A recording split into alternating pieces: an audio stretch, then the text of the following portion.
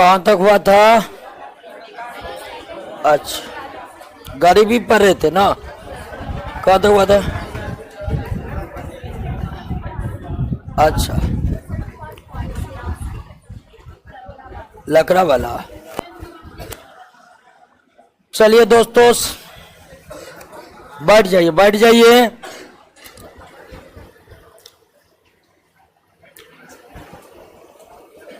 ध्यान दीजिए। अब हम लोग गरीबी को पढ़ रहे थे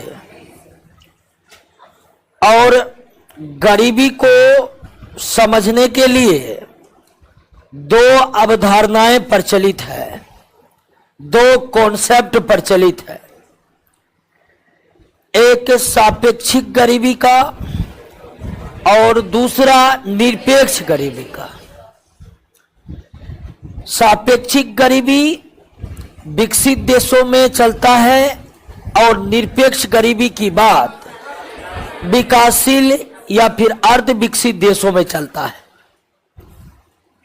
और दोनों गरीबी में, सापेक्षिक गरीबी और निरपेक्ष गरीबी में, निरपेक्ष गरीबी ही वास्तविक गरीबी है। सापेक्षिक गरीबी का संबंध वास्तविक गरीबी से न होकर आय विषमता से है। सापेक्षिक गरीबी को हम लॉरेंज वक्र और गिनी गुणांक के जरिए मापते हैं, जबकि निरपेक्ष गरीबी को मापने के लिए सबसे पहले गरीबी रेखा का निर्धारण किया जाता है। गरीबी रेखा का निर्धारण कैसे किया जाता है आपको बता दिए थे कि सबसे पहले देखा जाता है कि कौन सी आवश्यक वस्तुएं हैं और फिर उन आवश्यक वस्तुओं के क्या मूल्य है, और उस मूल्य के आधार पर उपभोग व्यय प्रति व्यक्ति मासिक या प्रतिदिन के स्तर पर निकालकर गरीबी रेखा का आकलन किया जाता है। चूंकि भारत भी विकासशील देश है तो यहां भी निरपेक्ष गरीबी का ही कॉन्सेप्ट प्रचलित है और निरपेक्ष गरीबी को मापन करने के लिए भारत में गरीबी रेखा के निर्धारण के लिए समय समय पर कई समितियों का गठन हुआ। जो सबसे पहली समिति थी जो 1961 में बनी थी, उन समितियों के द्वारा जो गरीबी के बारे में आकलन पेश किए गए उनकी तीव्र आलोचना हो गई थी और वो ज्यादा मान्य भी नहीं रहा। आगे चलकर अघल समिति बनी और अघल समिति के सिफारिश यही था कि 2400 कैलोरी 2100 कैलोरी प्रति व्यक्ति प्रतिदिन। अगर ग्रामीण क्षेत्रों में प्रति व्यक्ति प्रतिदिन 2400 कैलोरी ऊर्जा प्राप्त करने में सक्षम है तो वो गरीब नहीं है, और शहरी क्षेत्रों में 2100 कैलोरी ऊर्जा प्रति व्यक्ति प्रतिदिन मिल रहा है तो फिर वो गरीब नहीं है।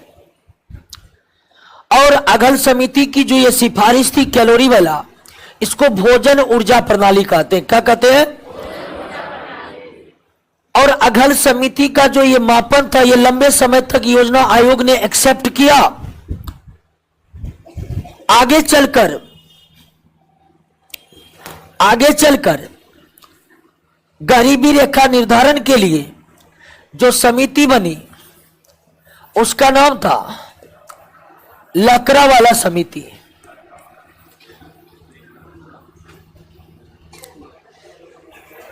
वास्तव में यह समिति प्रोफेसर डीटी लकड़ावाला के अध्यक्षता में बनी थी। गरीबी एवं गरीबी रेखा के निर्धारण के लिए अघल समिति के बाद जो दूसरी सबसे चर्चित समिति बनी वो प्रोफेसर डीटी लकड़ावाला के अध्यक्षता में गठित की गई। और चूंकि प्रोफेसर डीटी लकड़ावाला की अध्यक्षता में यह समिति बनी थी तो इस समिति का नाम ही लकड़ावाला समिति पड़ा और इस समिति को योजना आयोग ने स्थापित किया था। और यह समिति बनी थी कब आपको, यानी इस समिति का जो गठन हुआ था 1980, जबकि इन्होंने रिपोर्ट जो पेश की वो 1993 में योजना आयोग के द्वारा लकड़ावाला समिति का गठन किस वर्ष किया गया था और इन्होंने योजना आयोग के समक्ष अपने रिपोर्ट को कब पेश किया? 1993 में। पहला प्रश्न तो डायरेक्ट यही आ जाता है कि लकड़ावाला समिति का संबंध किससे है? तो गरीब एवं गरीबी रेखा के निर्धारण से है। लकड़ावाला समिति का गठन किससे है? गरीब और गरीबी की निर्धारण से है। कब गठित हुई? 1980। और रिपोर्ट कब पेश किया गया? 1993 में। अब इस समिति का भी एक अपना अलग ध्यान गया, यानी इस समिति ने भी गरीबी रेखा निर्धारण के लिए, गरीबों को गरीबी की संख्या जानने के लिए, गरीबों की संख्या जानने के लिए जो गरीबी रेखा का निर्धारण किया वो बिल्कुल अलग कॉन्सेप्ट पर हुआ। सबसे पहले दो बातें लकड़ावाला समिति में काफी विशेष है जिसे हमें ध्यान में रखना बहुत जरूरी है। पहली बात कि इन्होंने क्या किया कि अलग अलग राज्यों के लिए अलग अलग गरीबी रेखा का निर्धारण किया।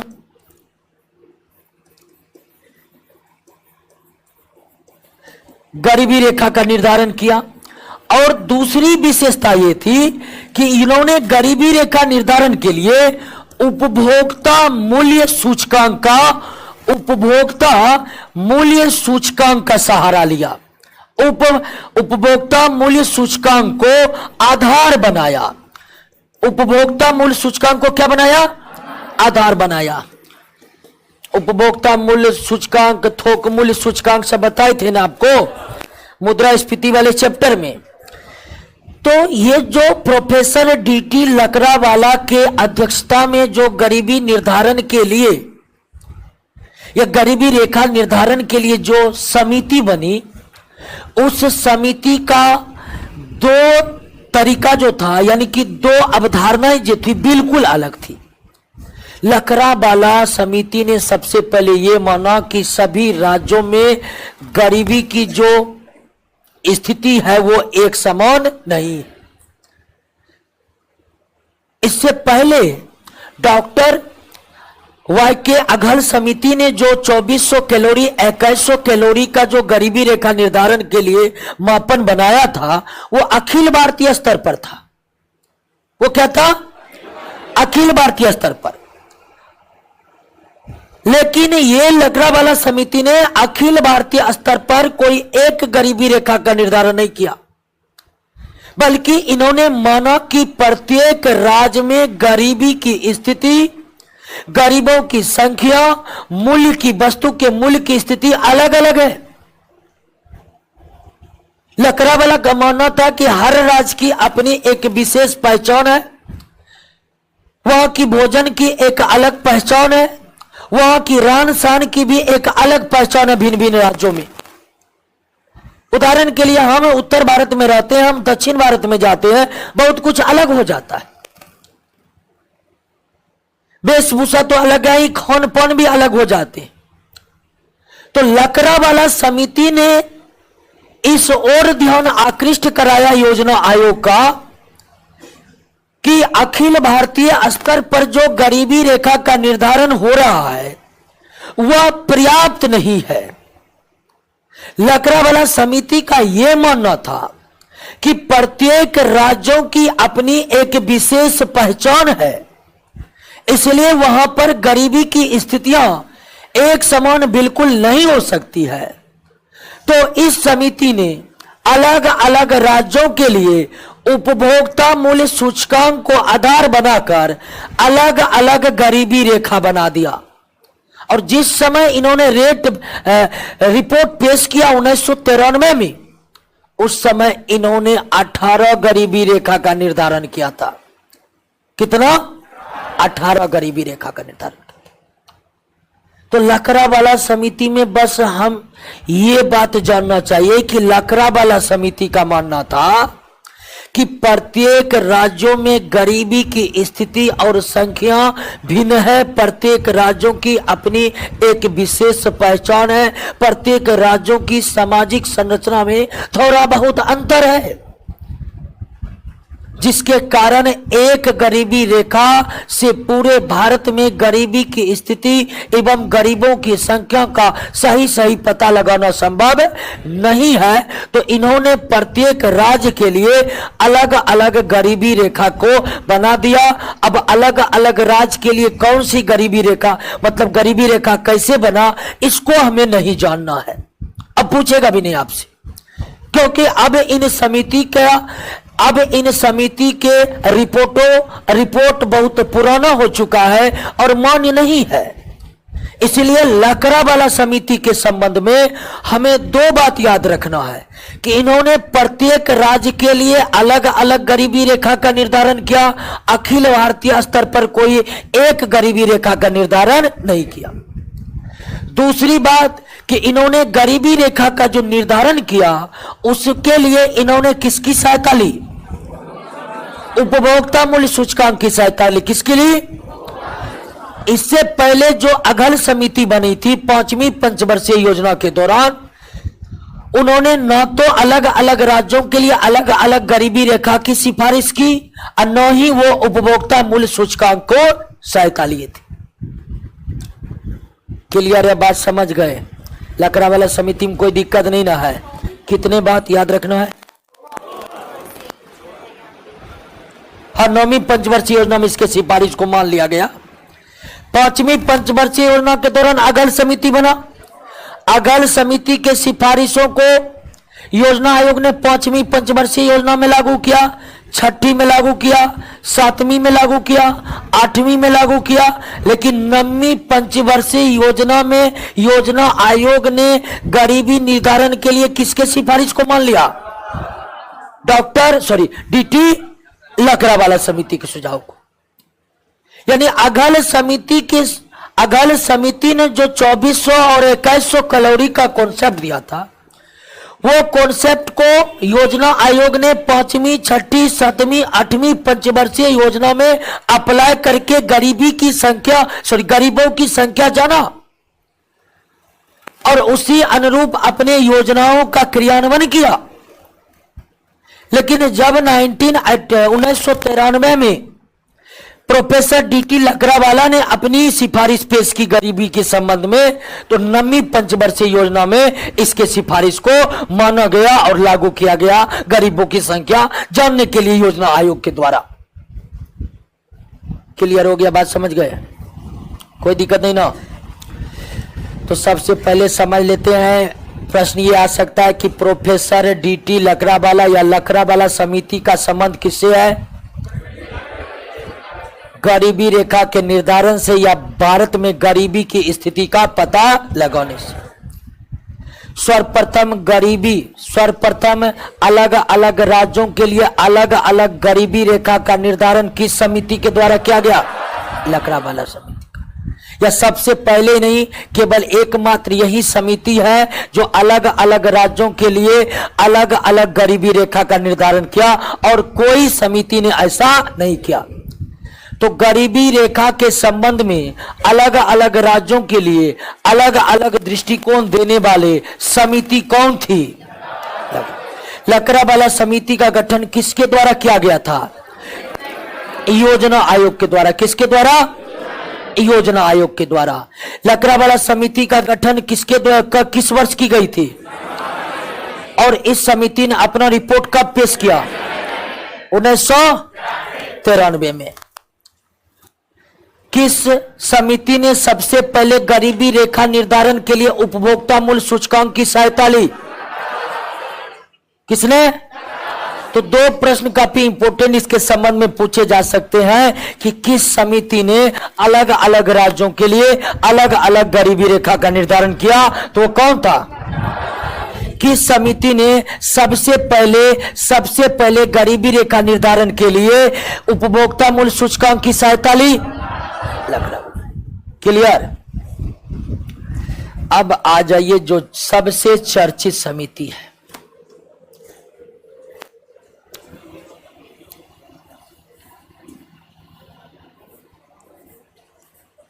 सुरेश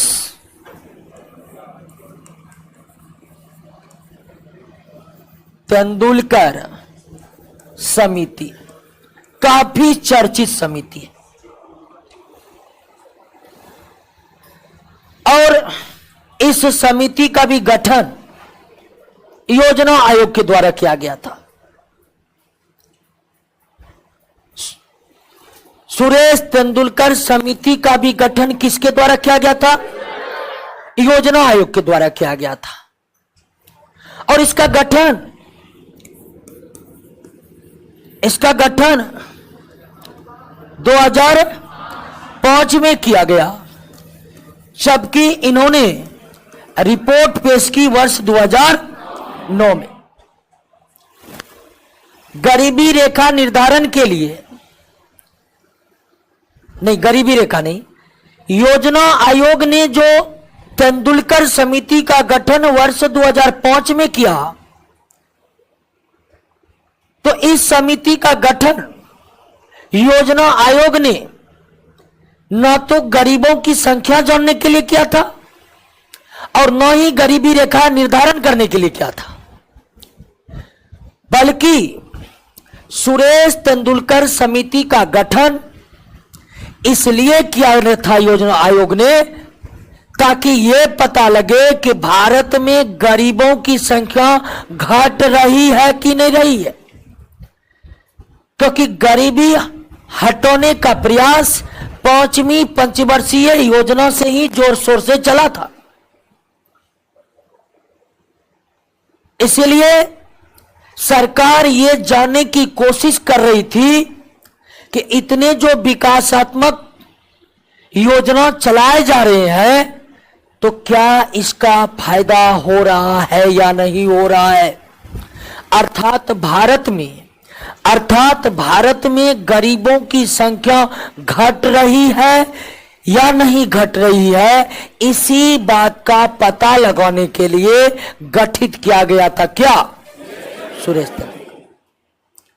लेकिन जिस उद्देश्य से ये गठित किए थे योजना आयोग ने तेंदुलकर समिति को, इनका रिसर्च किसी और तरफ बढ़ गया और इन्होंने गरीबी को समझने के लिए, गरीबी रेखा निर्धारण के लिए और गरीबी की स्थिति, इन तीनों के संबंध में अपनी बात रखी। रिपोर्ट जो पेश हुआ उसमें, यानी तेंदुलकर समिति को तो योजना आयोग सिर्फ इसलिए गठित किया था कि ताकि यह आयोग पता लगाए या यह समिति पता लगाए कि भारत में गरीबी घट रहा है कि नहीं घट रहा है। लेकिन तेंदुलकर समिति ने सिर्फ यही नहीं, बल्कि गरीबी को समझने के लिए एक व्यापक दृष्टिकोण दिए, गरीबी रेखा निर्धारण के लिए एक नए सिरे से अपना कॉन्सेप्ट दिए, अर्थात एक नए गरीबी रेखा का निर्धारण किया गया। किसके द्वारा? सुरेश तेंदुलकर के द्वारा। अब गरीबी को समझने के लिए जो व्यापक दृष्टिकोण सुरेश तेंदुलकर के द्वारा दिया गया, वह यह दिया गया कि इन्होंने, आपको पहले ही बताते कि जीवन जीने के लिए या जीवन यापन करने के लिए कुछ आधारभूत आवश्यकता को पूरा करना क्या होता है? जरूरी होता है। जीवन यापन करने के लिए न्यूनतम आधारभूत आवश्यकता तो पूरी होनी ही चाहिए। और न्यूनतम आधारभूत आवश्यकता 3 है: रोटी, कपड़ा और मकान, मतलब भोजन, वस्त्र और आवास।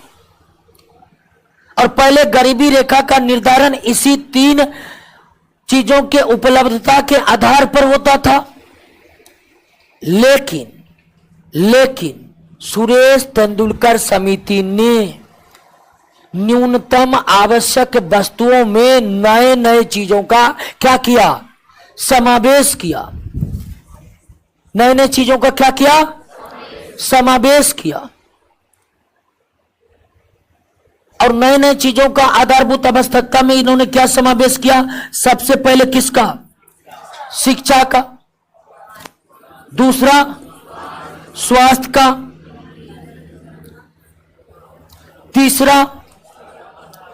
तीसरा बुनियादी संरचना। बुनियादी संरचना मतलब सड़क हो गया, बिजली हो गया, इत्यादि इत्यादि। चौथा स्वच्छ वातावरण, स्वच्छ वातावरण। पांचवा महिलाओं को काम, और छठा लाभ तक व्यक्ति की पहुंच। यानी कि रोटी कपड़ा मकान तो न्यूनतम आवश्यकता के चीज थे ही, भोजन वस्त्र और आवास ये मूलभूत आवश्यकताएं हैं जीवन यापन करने के लिए। लेकिन सुरेश तेंदुलकर कमेटी ने क्या किया कि इन तीन बात को छोड़कर अन्य कई चीजों को मूलभूत आवश्यकता मान लिया, और कई अन्य चीजों को इन्होंने जो मूलभूत आवश्यकता माना, इससे क्या हुआ? इससे गरीबी का एक व्यापक दृष्टिकोण हमारे सामने में पेश हुआ। पहले यही था कि रोटी कपड़ा मकान यानी भोजन वस्त्र आवास मिल रहा है तो इसका मतलब वो गरीब नहीं है। लेकिन सुरेश तेंदुलकर ने इससे इनकार कर दिया। इन्होंने कहा कि नहीं, आज के समय में न्यूनतम आवश्यकता की चीज ना सिर्फ रोटी कपड़ा मकान है, बल्कि इन्होंने न्यूनतम आवश्यकता में अन्य कितने चीजों को जोड़ा? 6 चीजों को। यानी गरीबी निर्धारण के लिए उन्होंने शिक्षा को ध्यान दिया, स्वास्थ्य को ध्यान दिया, बिजली सड़क जैसे बुनियादी संरचनाओं को ध्यान दिया, ठीक है, स्वच्छ वातावरण का ध्यान दिया। यहां तक कि इन्होंने महिलाओं को काम मिल रहा है या नहीं मिल रहा है इसको भी गरीबी से जोड़ा। सुरेश तेंदुलकर काम है कि अगर किसी क्षेत्र में महिलाओं को व्यापक तरीके से काम प्राप्त नहीं हो रहा है मतलब वो गरीब है, इसलिए उस परिवार के महिलाओं को काम नहीं मिल रहा है।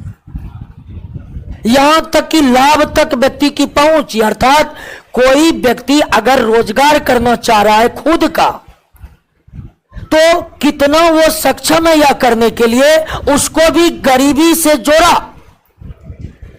तो सुरेश तेंदुलकर का जो गरीबी का दृष्टिकोण था, गरीबी मापने का जो दृष्टिकोण था या गरीबी को समझने का दृष्टिकोण था, उसको इन्होंने काफी व्यापक बना दिया।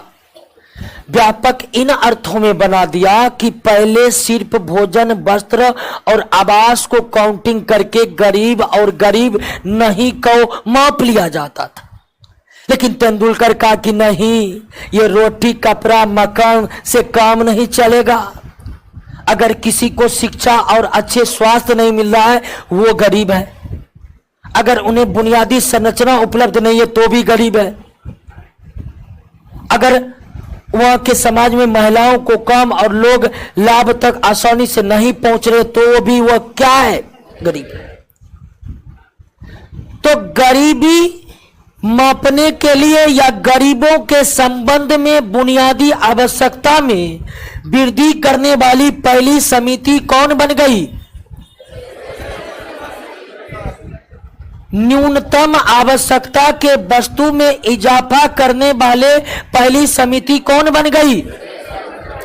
और तेंदुलकर समिति ने न्यूनतम आवश्यकता के चीजों में भोजन वस्त्र और आवास, भोजन वस्त्र और आवास को छोड़कर तेंदुलकर समिति ने न्यूनतम आवश्यकता में अन्य कितने चीज को जोड़ा? 6 चीज कौन कौन है?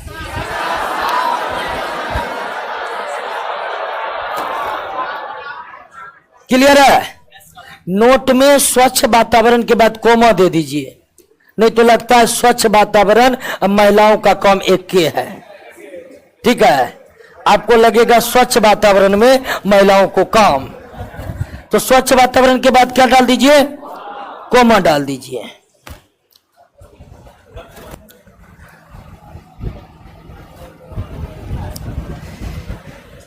क्लियर हो गया?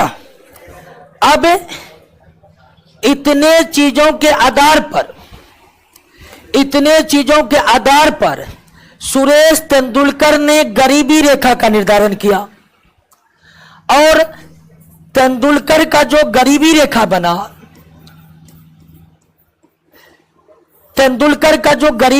बना, वह प्रति व्यक्ति, ठीक है, प्रति व्यक्ति प्रतिदिन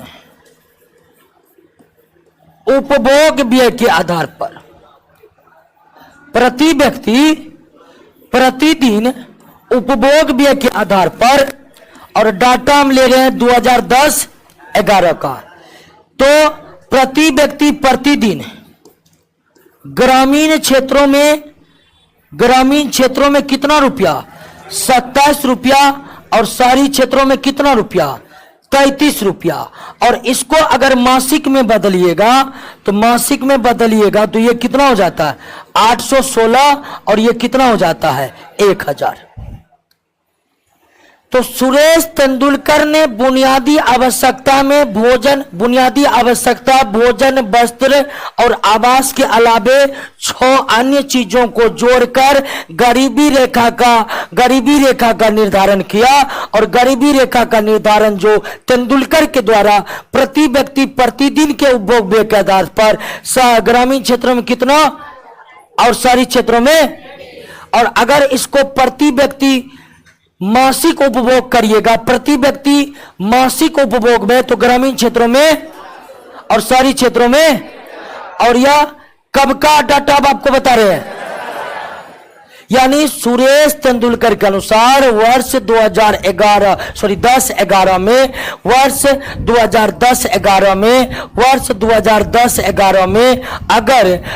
2010-11 में अगर एक व्यक्ति एक दिन में ग्रामीण क्षेत्रों में 27 या एक व्यक्ति महीने में 816 रुपए खर्च कर रहा है, तो इसका मतलब वो गरीब।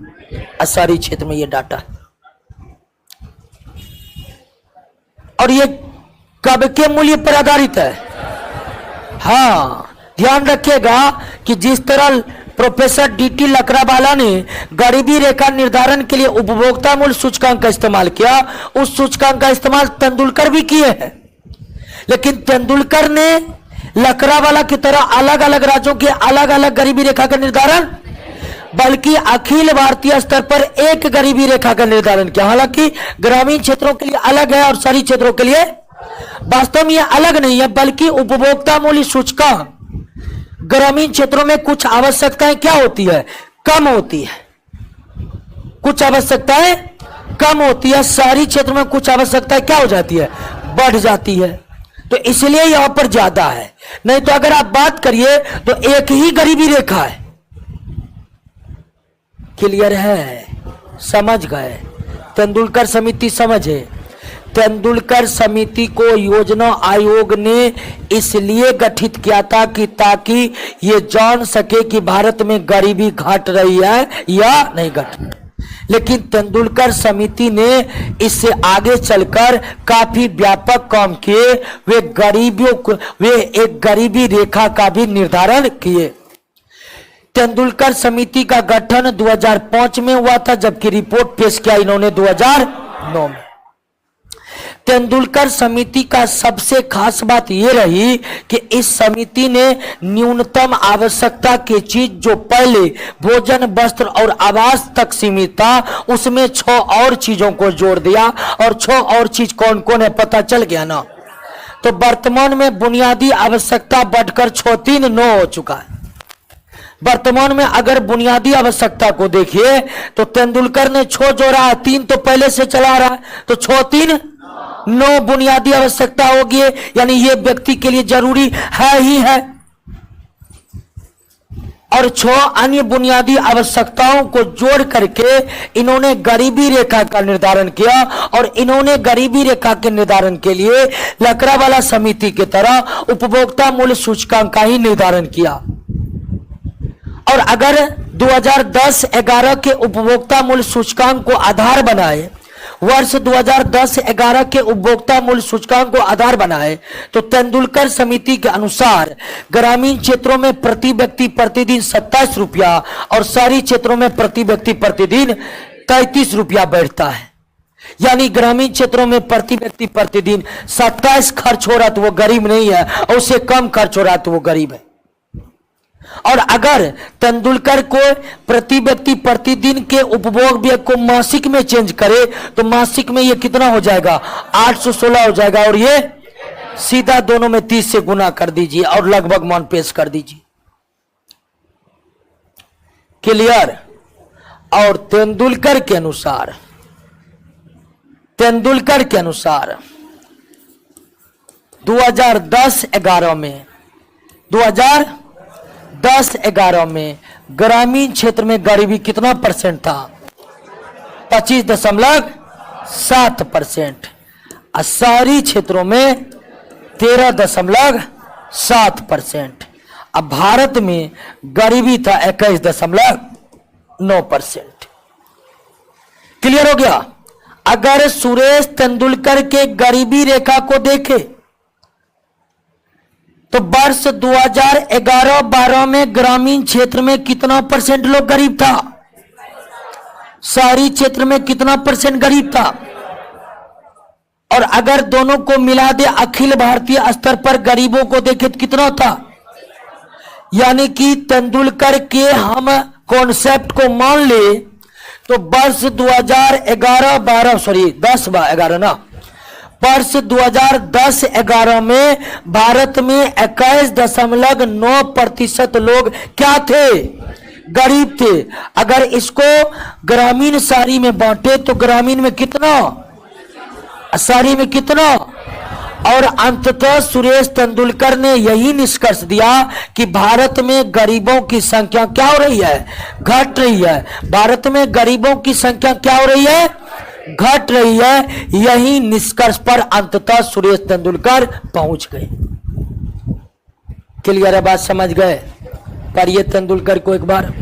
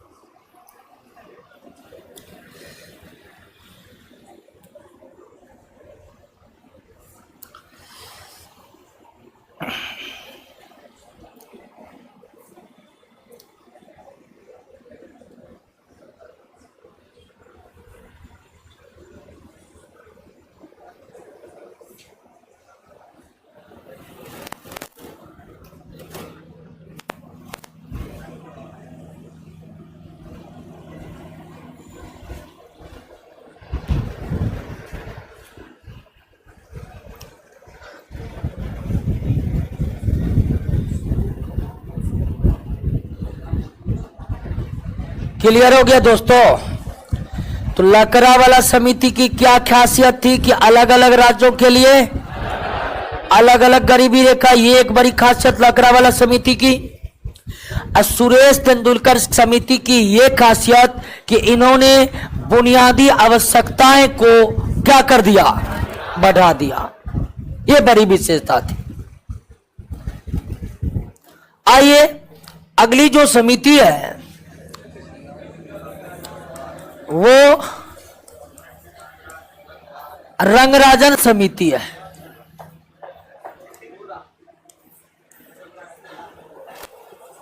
डॉक्टर सी रंगराजन जो भारतीय रिजर्व बैंक के गवर्नर भी रह चुके थे,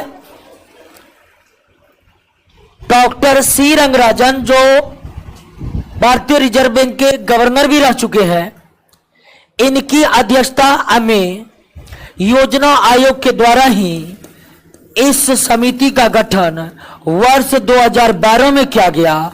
जबकि इन्होंने रिपोर्ट कब पेश की? 2014। रंगराजन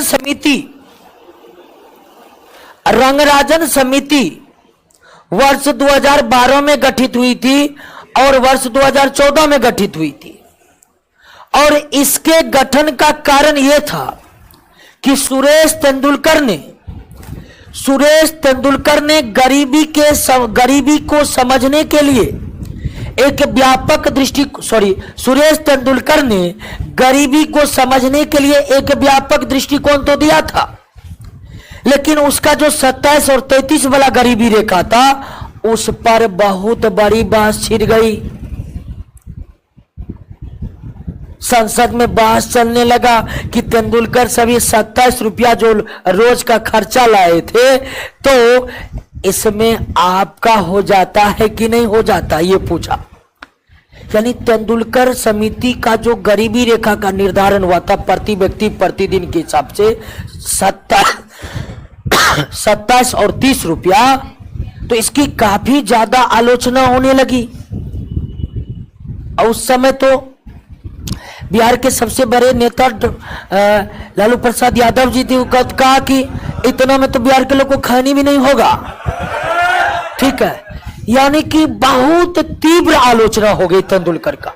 हाँ, उनकी एक बात बहुत मान थी कि उन्होंने गरीबी को समझने का व्यापक दृष्टिकोण पेश कर दिए, लेकिन उनका गरीबी रेखा किसी को रास नहीं आया। सबका मानना था कि 27-33 में अब क्या हो जा रहा, इससे अच्छा था कि 61 वाला कम से कम 20 पर पहुंचा था। ये तो इतने साल बाद 27 पर आया है, हालांकि 20 मासिक था, इनका 27 प्रतिदिन का था, लेकिन फिर भी इसकी आलोचना हुई। लेकिन तेंदुलकर समिति के सिफारिश को योजना आयोग ने माना, आलोचना होने के बावजूद। और उस आलोचना से बचने के लिए, दिखाने के लिए सरकार ने एक और समिति गठित, सरकार ने योजना आयोग के द्वारा एक और समिति का गठन किया, रंगराजन समिति। यानी तेंदुलकर समिति के गरीबी रेखा के जब तेज आलोचना हुई तब जाकर रंगराजन समिति को बताया गया कि आप कोई नया दृष्टिकोण पेश कीजिए या नया गरीबी रेखा का निर्धारण कीजिए। और इस उद्देश्य से इसका गठन कब हुआ? 2012 में रिपोर्ट कब पेश हुई? और इनका जो गरीबी रेखा था उनमें इन्होंने तेंदुलकर के जो बुनियादी आवश्यकताओं में वृद्धि की गई थी, तेंदुलकर ने जो बुनियादी आवश्यकताओं में वृद्धि कर दी थी, उस वृद्धि को रंगराजन समिति ने भी माना, कहा कि बिल्कुल सही है। शिक्षा, स्वास्थ्य, बिजली, सड़क जैसी बुनियादी संरचना, स्वच्छ वातावरण, महिलाओं को काम और लाभ तक व्यक्ति की पहुंच वर्तमान समय में लोगों की बुनियादी आवश्यकताएं हैं, और यह बात रंगराजन समिति ने भी माना। और इन्होंने जो अपना गरीबी रेखा बनाया वह प्रति व्यक्ति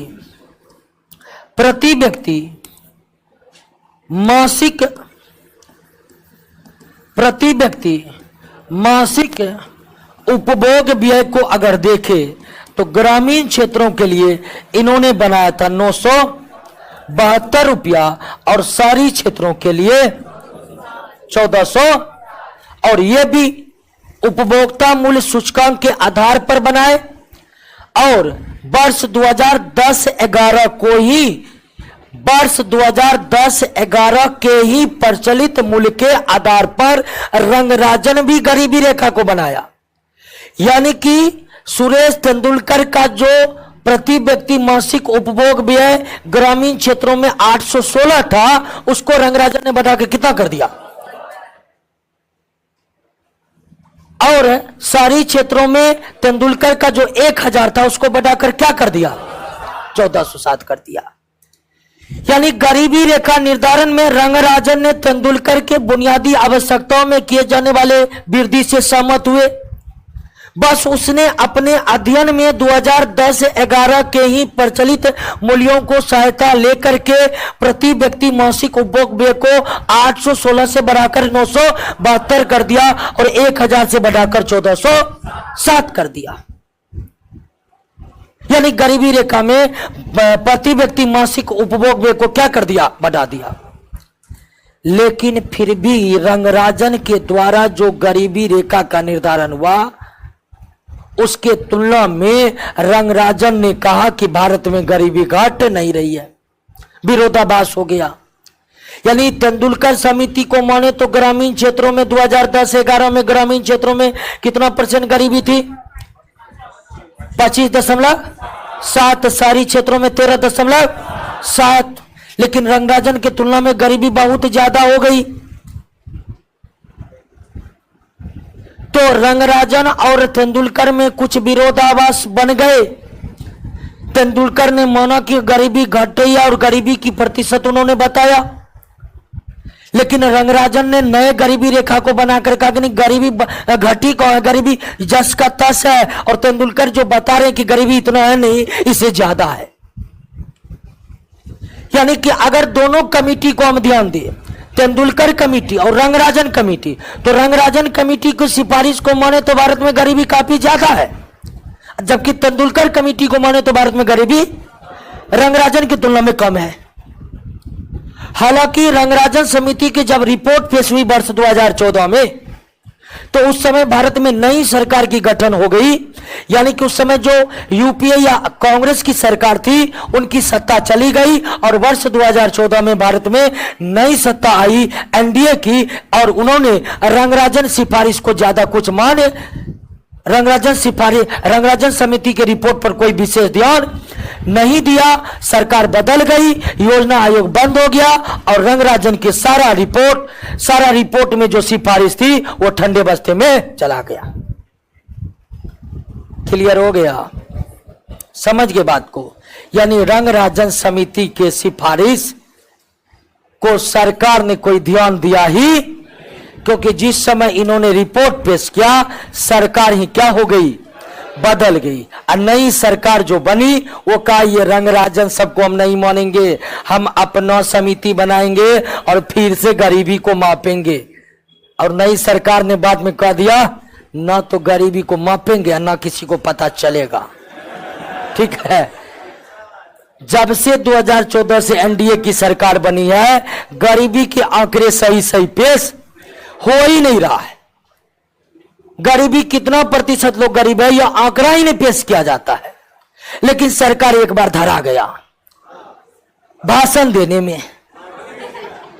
माननीय प्रधानमंत्री भाषण दे रहे थे, भारत के 90 करोड़ गरीब लोगों को मुफ्त अनाज दिया जा रहा है। मुफ्त अनाज योजना जो लॉकडाउन लगा था तो एक योजना चला था ना, गरीब कल्याण योजना। गरीब कल्याण योजना में सरकार ने डाटा फेंक दिया कि भारत में 90 करोड़ लोग क्या है, गरीब। उससे पहले कोई डाटा नहीं थी, तो वर्तमान में यही डाटा है। हालांकि यह हवाबाजी वाला डाटा है। कोई विशेष समिति बनाकर अगर एक निर्धारित गरीबी रेखा बनता तो तब वास्तविकता के रूप में पता चलता। लेकिन अब प्रधानमंत्री माननीय भाषण दे रहे थे, अब भाषण में माननीय प्रधानमंत्री कई बार झूठो बोल दिए हैं। ठीक है, तो अभी ये मानकर चलनी चाहिए कि इतने विशाल देश में 90 करोड़ लोग क्या हैं, गरीब हैं। अब इस हिसाब से प्रतिशत निकाल लीजिए। क्लियर हो गया? समझ गए? तो गरीबी निर्धारण के लिए प्रमुख समिति डॉक्टर वाई के अगल समिति, लकड़ावाला समिति, तेंदुलकर समिति और रंगराजन समिति। भारत में रंगराजन समिति के अनुसार गरीबी ज्यादा है या तेंदुलकर समिति के अनुसार? रंगराजन समिति के अनुसार भारत में गरीबी ज्यादा है और तेंदुलकर समिति के अनुसार किस समिति ने पहली बार मानव के बुनियादी आवश्यकताओं में वृद्धि कर दी? किसने? तेंदुलकर समिति ने। तेंदुलकर समिति ने 3 मुख्य बुनियादी आवश्यकताएं भोजन, वस्त्र और आवास के अलावे अन्य कितने बुनियादी आवश्यकताओं को? 6। कितना? किस समिति ने अलग अलग राज्यों के लिए अलग अलग गरीबी रेखा बनाया? कौन? लकड़ावाला समिति ने। किस समिति ने गरीबी रेखा के निर्धारण के लिए भोजन ऊर्जा प्रणाली का इस्तेमाल किया? डॉक्टर वाई के अगल समिति। डॉक्टर वाई के अगल समिति। क्लियर हो गया? बात समझ गए? अब ध्यान दीजिए थोड़ा सा कि गरीबी रेखा का निर्धारण के लिए जो 2 समिति सबसे चर्चित है वो तेंदुलकर और रंगराजन समिति। और तेंदुलकर रंगराजन समिति की अगर हम माने, तेंदुलकर और रंगराजन समिति की अगर हम माने तो रंगराजन समिति के अनुसार गरीबी काफी ज्यादा है भारत में और तेंदुलकर समिति के अनुसार बहुत, रंगराजन के अनुसार ज्यादा है और तेंदुलकर के अनुसार कम। आखिर ऐसा क्यों है? यानी कि तेंदुलकर समिति और रंगराजन समिति के कॉन्सेप्ट में क्या अंतर है, इसको समझना जरूरी है। तो आइए समझ लेते हैं कि रंगराजन समिति ने जो गरीबी रेखा बनाया और तेंदुलकर समिति ने जो गरीबी रेखा बनाया उसमें अंतर क्या है। यानी तेंदुलकर और रंगराजन समिति में क्या क्या मुख्य अंतर था। पहला मुख्य अंतर था कि तेंदुलकर समिति ने शहरी और ग्रामीण क्षेत्रों में गरीबी को निर्धारण करने के लिए एक गरीबी रेखा बनाया। मात्र कितना? 1।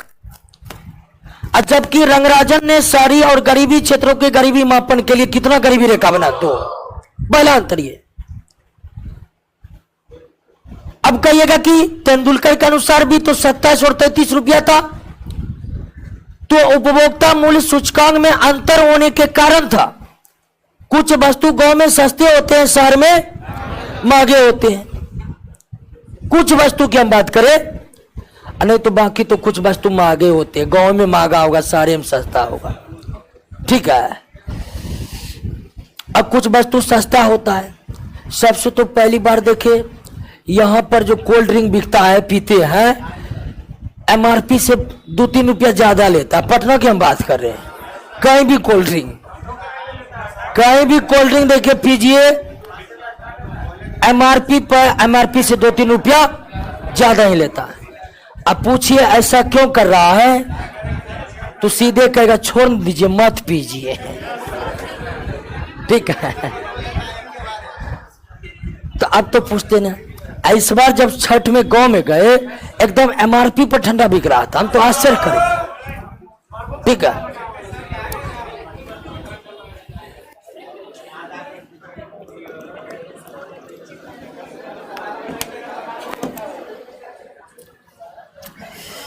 आइए, तो पहला अंतर रंगराजन और तेंदुलकर में क्या था समझे। पहला अंतर था कि तेंदुलकर समिति ने शहरी, ध्यान दीजिएगा, तेंदुलकर समिति ने शहरी और ग्रामीण दोनों क्षेत्रों में गरीबी निर्धारण के लिए एक ही गरीबी रेखा बनाया। जबकि रंगराजन ने शहरी और ग्रामीण क्षेत्रों में गरीबी रेखा निर्धारण के लिए कितना गरीबी रेखा? 2। पहला अंतर यह था। पहला अंतर तेंदुलकर में और रंगराजन में यही था। गरीबी रेखा का निर्धारण तेंदुलकर 1 और रंगराजन 2। दूसरा अंतर था कि डॉक्टर वाई के अगल समिति की सिफारिश को देखे थे ना, 2400 कैलोरी और 2100 कैलोरी। तो तेंदुलकर समिति ने जो भोजन ऊर्जा प्रणाली वाला गरीबी रेखा था उसको मान नहीं दिया। तेंदुलकर समिति ने भोजन ऊर्जा प्रणाली जो डॉक्टर वाई के अगल समिति की सिफारिश थी उसको नहीं माना। जबकि रंगराजन समिति ने उसी के आधार पर गरीबी रेखा बनाया। यानी डॉक्टर वाई के अगल समिति की जो भोजन ऊर्जा प्रणाली थी उसको रंगराजन ने पूरी तरह स्वीकार किया, जबकि तेंदुलकर ने उसको स्वीकार करने से मना कर दिया। यह दूसरा अंतर था समिति में। पहला अंतर कि तेंदुलकर का गरीबी रेखा कितना, रंगराजन का 2। दूसरा अंतर कि कैलोरी वाला फंक्शन तेंदुलकर नहीं माना, जबकि रंगराजन ने मान लिया। तीसरा अंतर था कि भारत में गरीबी और बेरोजगारी के भी संबंध में जो भी आंकड़े इकट्ठे किए जाते हैं वो किसके द्वारा, NSS, national sample survey organisation. National sample survey ये आंकड़े इकट्ठे करने वाली संस्था है। NSSO, national sample survey organisation, ये आंकड़े इकट्ठे करने वाली एजेंसी है। चाहे वो राष्ट्रीय आय के संबंध का आंकड़ा हो, चाहे गरीबी के आंकड़ा हो, चाहे बेरोजगारी का आंकड़ा हो, तमाम आंकड़े जुटाने का काम भारत में कौन सी संस्था करती है, NSSO।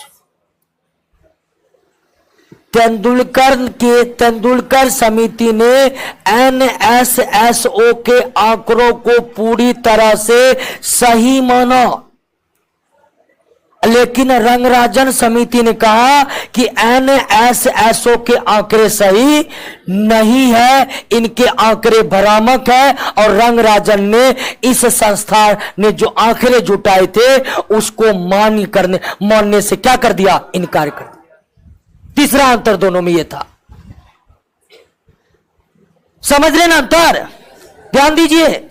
रंगराजन के तुलना में भारत में गरीबी ज्यादा, तेंदुलकर के समय कम।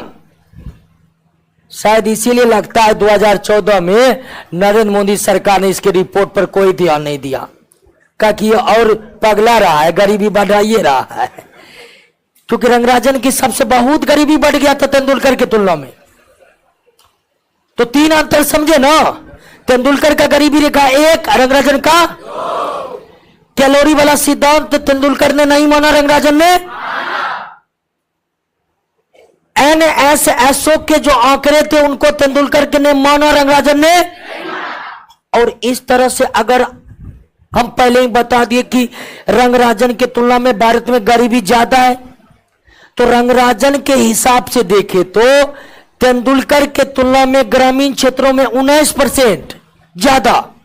रंगराजन को अगर हम माने तो रंगराजन के हिसाब से गरीबी तेंदुलकर के तुलना में ग्रामीण क्षेत्रों में 19% ज्यादा, और शहरी क्षेत्रों में 41%।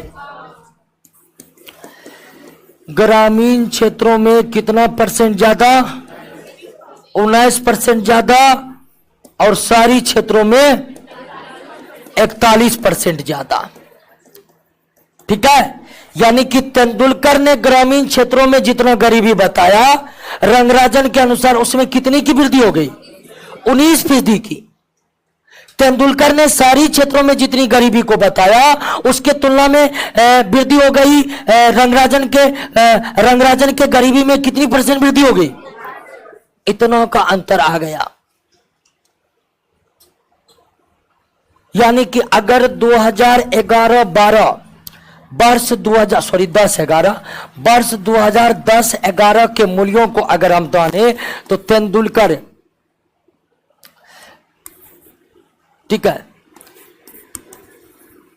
तेंदुलकर समिति और रंगराजन समिति।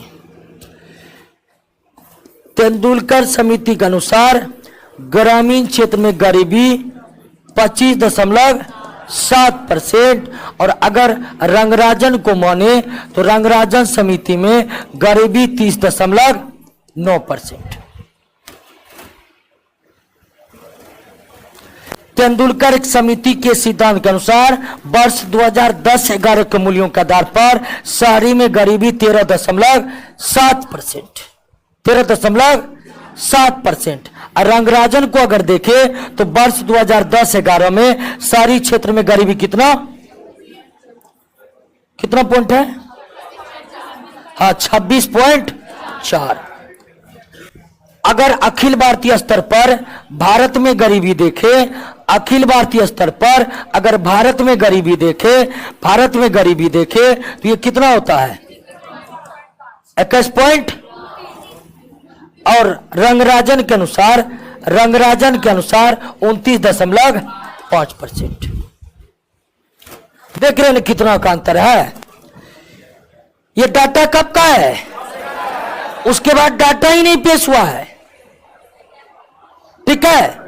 ना तो रंगराजन के बाद कोई समिति बनी है गरीबी आंकने के लिए, और न ही उसके बाद कोई डाटा आया है।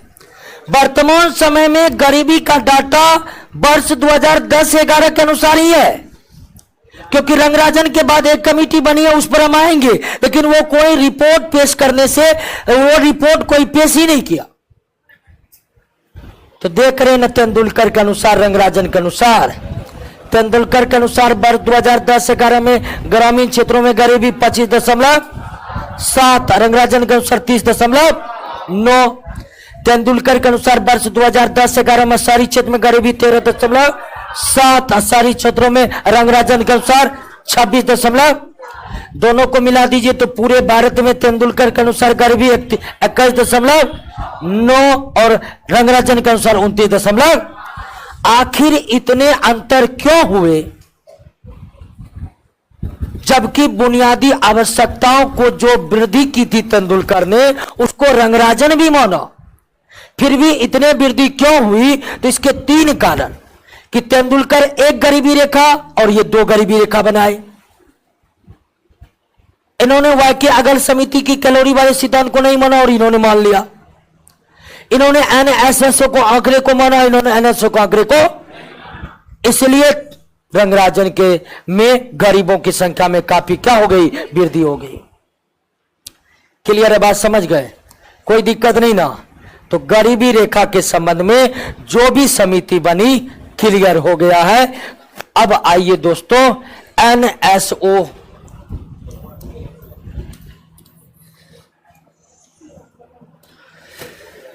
थोड़ा समझ लेते हैं अब किसके बारे में।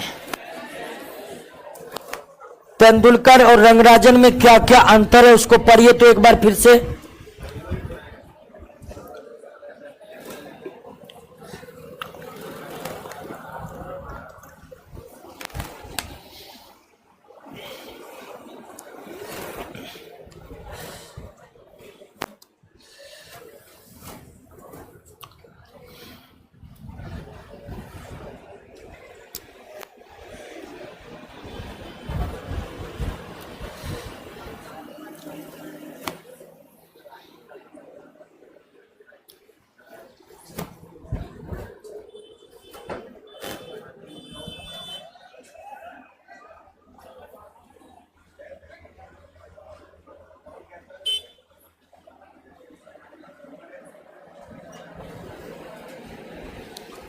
आहा,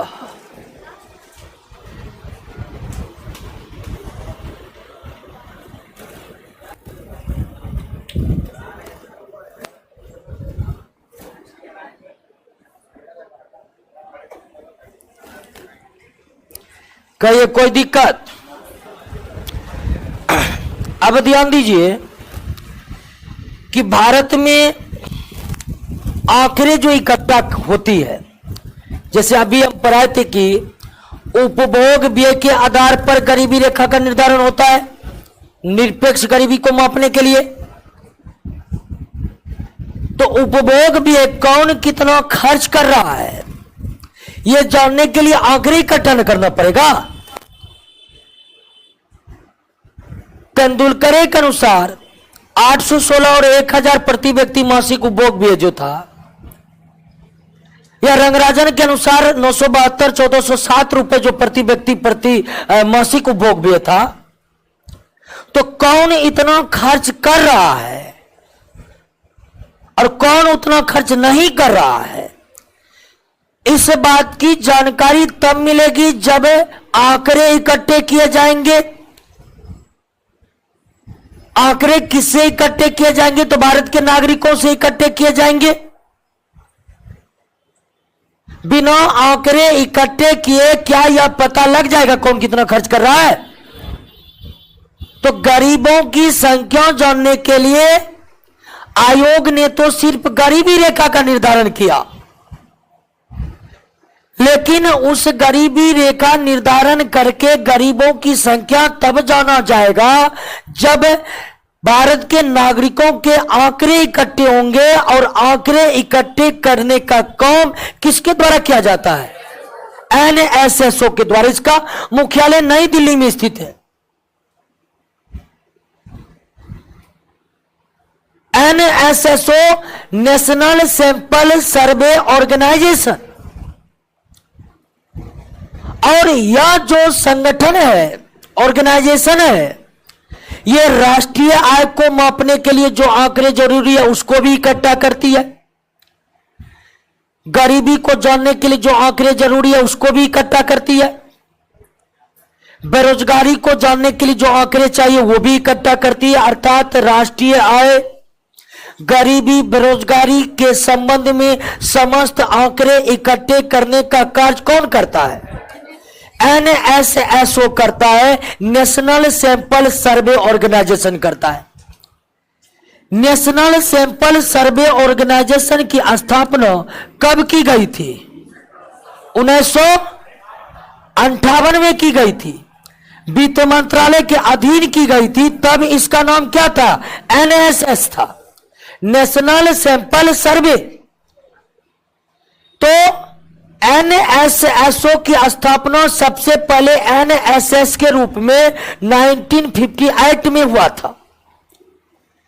उसके यानी कि जब इसकी स्थापना हुई थी तब यह स्वायत्त संस्था नहीं थी। आगे चलकर इसका क्या किया गया? पुनर्गठन किया गया। और पुनर्गठन किस वर्ष किया गया? 1970 में जब पुनर्गठन किया गया तो इसका नाम एनएसएस से क्या हो गया? और जो यह पहले वित्त मंत्रालय के अधीन एक संस्था थी उसे वर्ष 1970 में पुनर्गठन करके 1971 में क्या बना दिया गया? स्वायत्त संस्था बना दिया गया। क्या बना दिया गया? स्वायत्त संस्था बना दिया गया।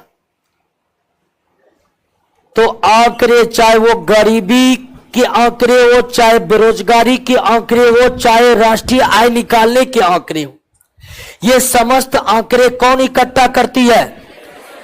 एनएसएसओ करती है, नेशनल सैंपल सर्वे ऑर्गेनाइजेशन करती। नेशनल सैंपल सर्वे ऑर्गेनाइजेशन की स्थापना कब हुई थी?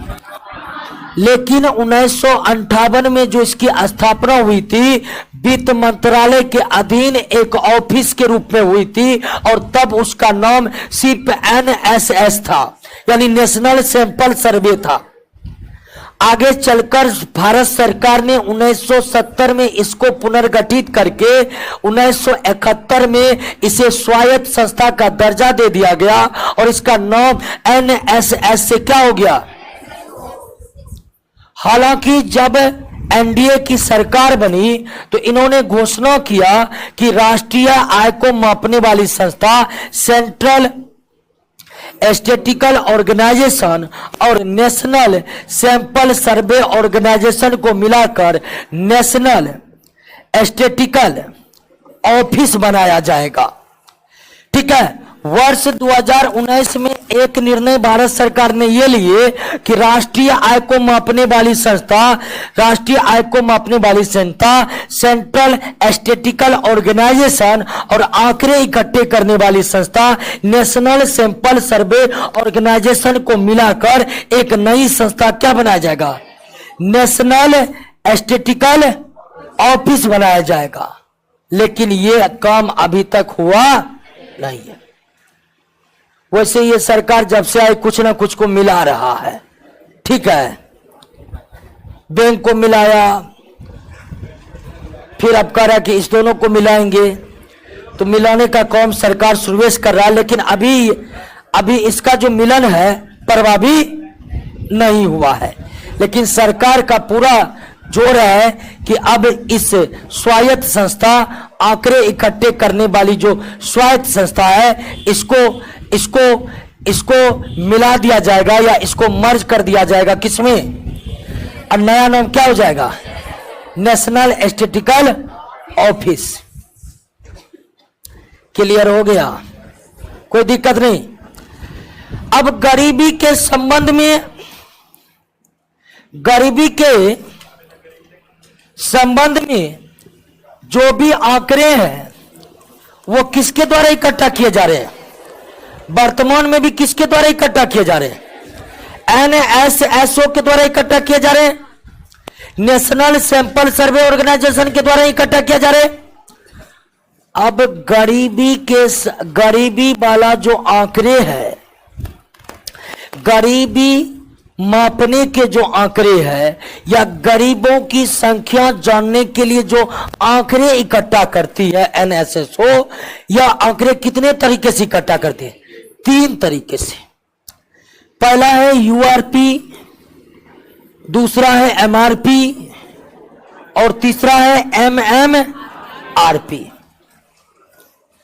गरीबी के संबंध में तमाम आंकड़े इकट्ठे करने का कार्य कौन करती है, NSSO करती है। यही संस्था बेरोजगारी के भी आंकड़े जुटाती है और यही संस्था किसके आंकड़े जुटाती है, राष्ट्रीय आय को मापने वाला आंकड़े जुटाती है।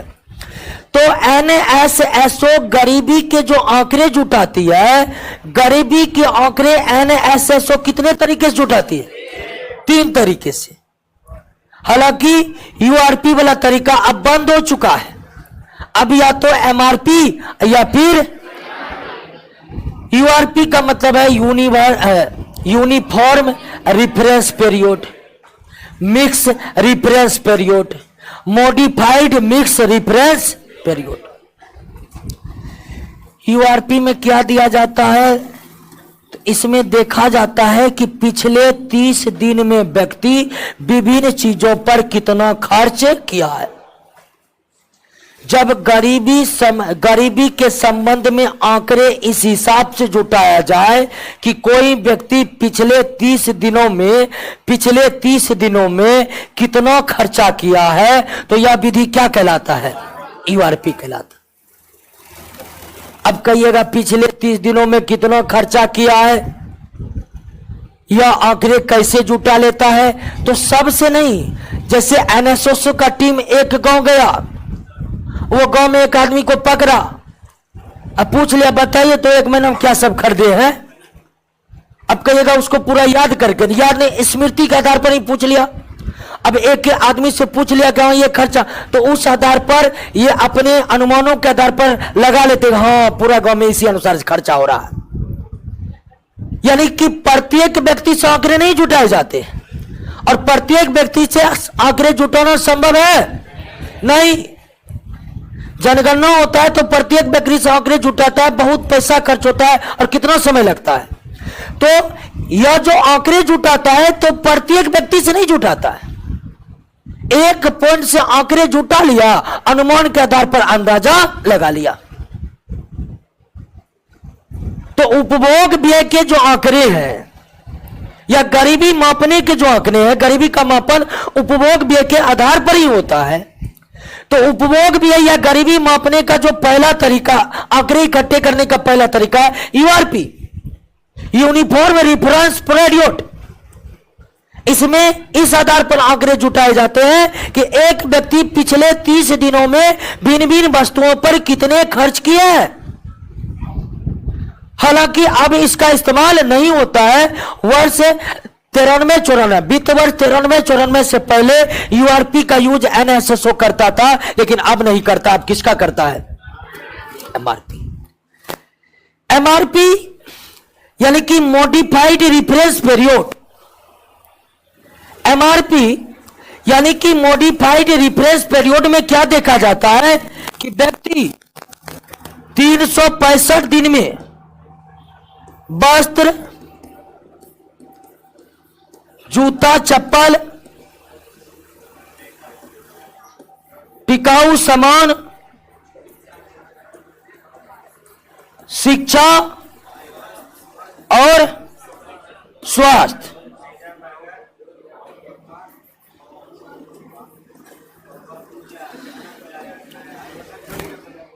ध्यान दीजिए, 5 चीज को लिया जाता है एमआरपी में, यानी कि मिक्स रेफरेंस पीरियड के तहत उपभोग व्यय के जो आंकड़े जुटाए जाते हैं वो कैसे जुटाए जाते हैं। तो इनमें देखा जाता है कि कोई व्यक्ति 365 दिन में इन 5 सामान पर कितना खर्च किया है, शेष 30 दिन में वह न्यूनतम आवश्यकता के चीज पर कितना खर्च किया है।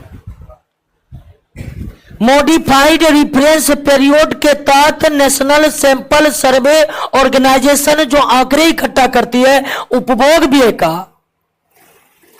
तो उनमें पहले 365 दिन में 5 वस्तु पर कितना खर्च हुआ है और पिछले 30 दिन पर कितना खर्च हुआ है।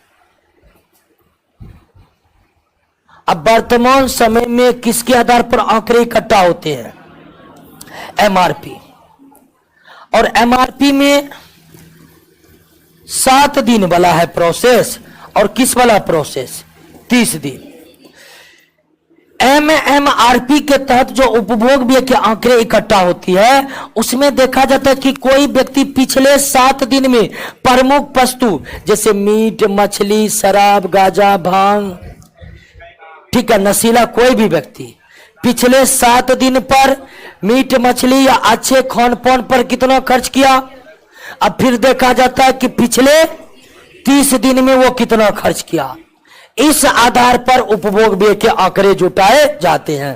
तो गरीबी के संबंध में तमाम आंकड़े कौन इकट्ठा करती है, और गरीबी के संबंध में आंकड़े इकट्ठा करना है तो हमें उपभोग व्यय के आंकड़े इकट्ठे करने हैं। तो उपभोग व्यय या गरीबी के आंकड़े एनएसएसओ कितने तरह से इकट्ठा करती है, यूआरपी में कितना, एमआरपी में और एमएमआरपी में। क्लियर हो गया। और ये प्रत्येक व्यक्ति से ये आंकड़ा नहीं उठाए जाते हैं, बल्कि समूह में केवल कितना, एक व्यक्ति से। क्लियर हो गया, समझ गए, कोई दिक्कत नहीं ना। दिक्कत इसमें तो याद रखना है सिर्फ यूआरपी कितना, एमआरपी कितना, एमएमआरपी, और सब पिछला है। यानी ये नहीं आंकड़े इकट्ठा किए जाते हैं कि अगला सप्ताह आप कितना खर्चा करिएगा, ये आंकड़े नहीं, सब पिछला है कि पिछले 30 दिन, पिछले 7 दिन, पिछले 365 दिन में आपने कितने खर्च किए हैं।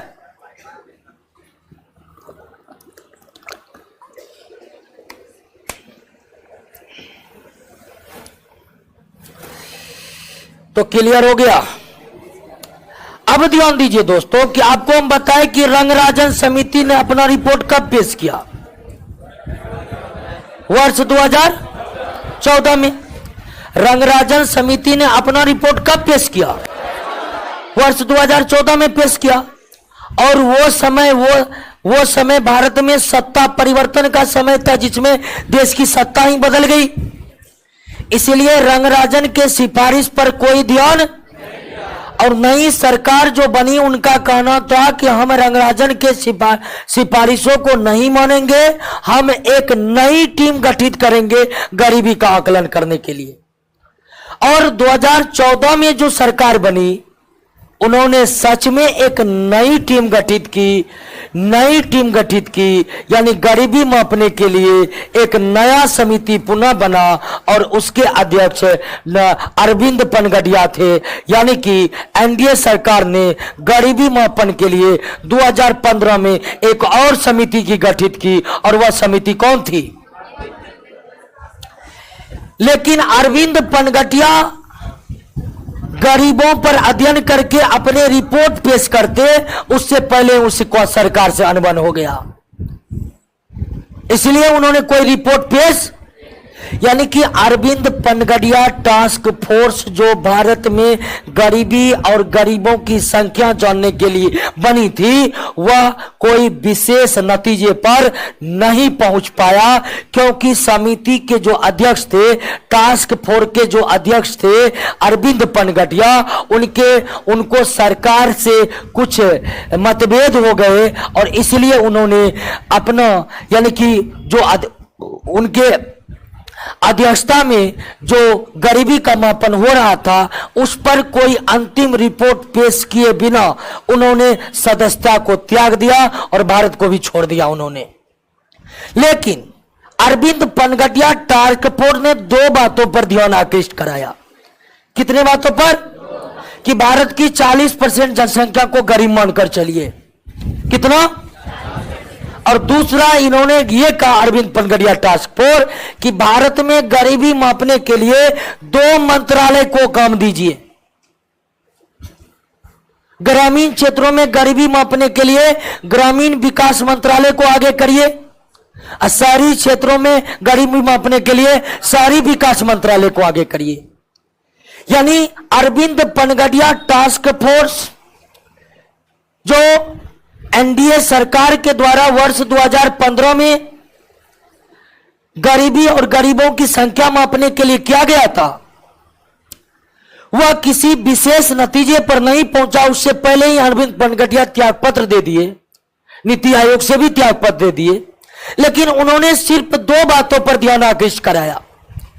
एक कि भारत की 40% जनसंख्या को क्या मान लिया जाए? गरीब। और दूसरा, गरीबों का आकलन ग्रामीण और शहरी क्षेत्र में किसी एक मंत्रालय के द्वारा नहीं, बल्कि अलग अलग मंत्रालय के द्वारा होनी चाहिए। ग्रामीण क्षेत्रों में गरीबी का मापन ग्रामीण विकास मंत्रालय और शहरी क्षेत्रों में। क्लियर हो गया? कोई दिक्कत नहीं ना? समझ गए? कोई दिक्कत? आइए दोस्तों, पढ़िए तो एक बार अरविंद पनगडिया पढ़ लीजिए तो।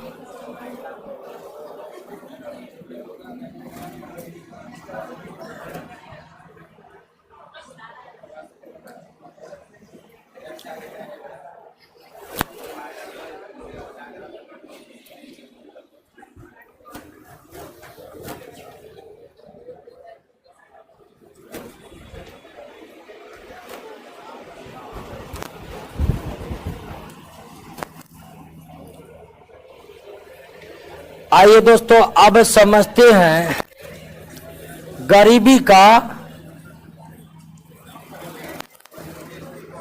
सेन दृष्टिकोण। अमर्त्य सेन, ये नाम किससे आया जानते हैं या लिख देते हैं?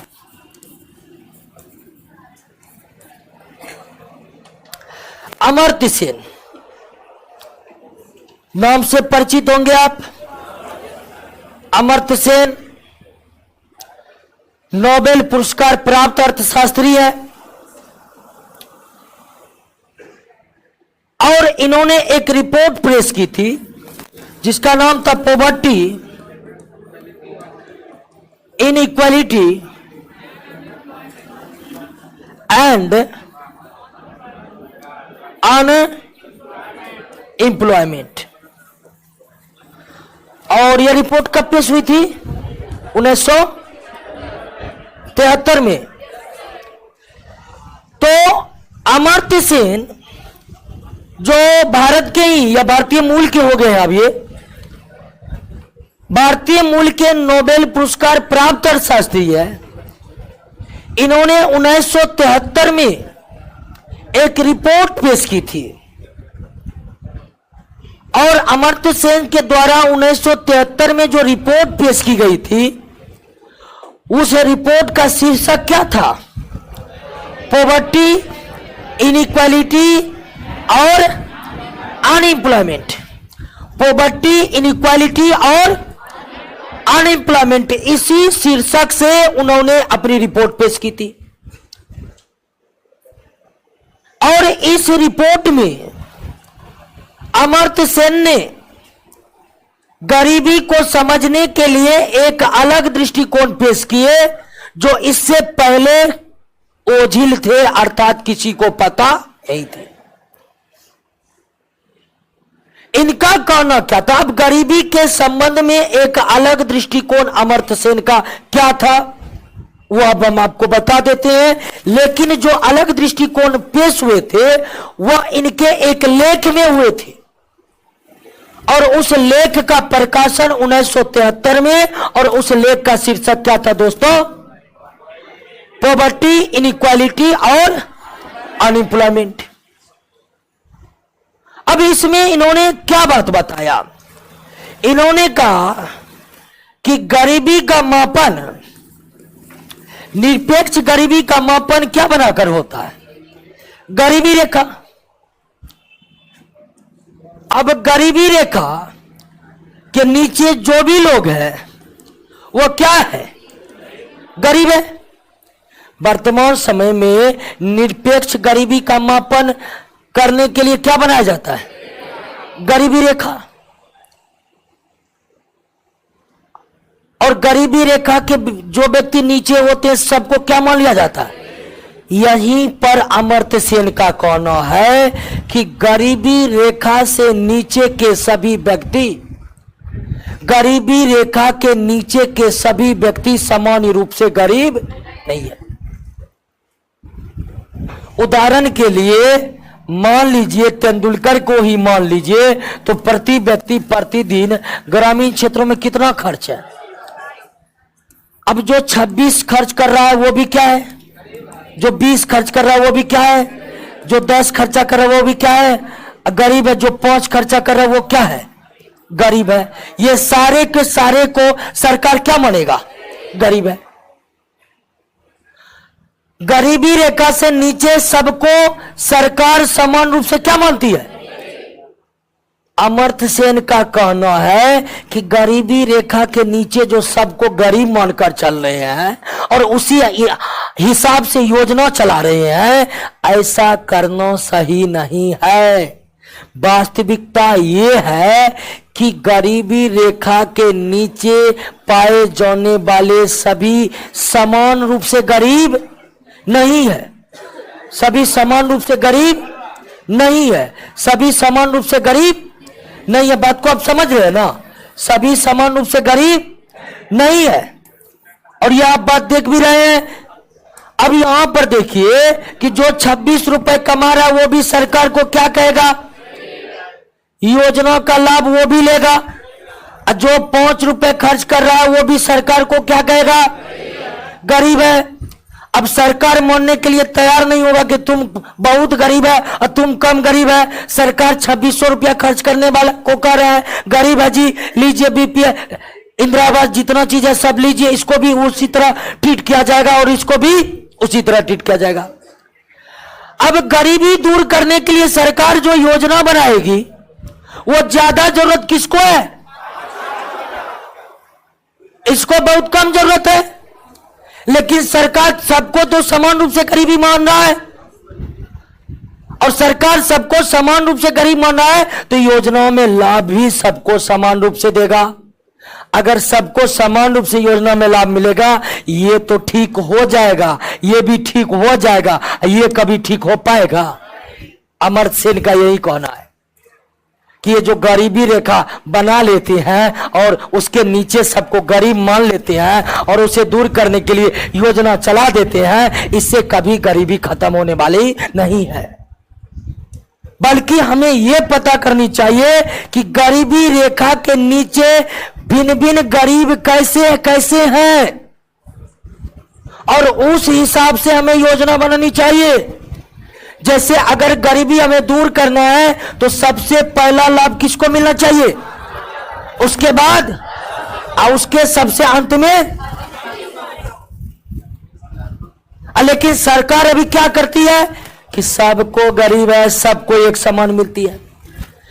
तो अमर्त्य सेन का यही दृष्टिकोण है कि गरीबी रेखा से नीचे पाए जाने वाले सभी गरीब एक समान रूप से गरीब। कोई बहुत गरीब है, कोई बहुत गरीब है, जबकि कोई बहुत कम गरीब है। यही है सेन का दृष्टिकोण। समझ लिए, कोई दिक्कत नहीं ना। चलिए अगला सिस्टम क्या है गरीबी का।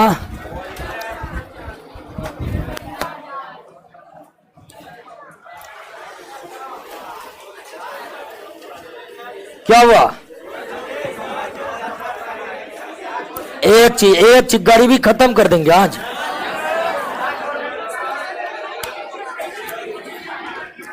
क्या हुआ? ऊपर ऊपर जा रहा है। अच्छा आइए अगले क्लास में आइए।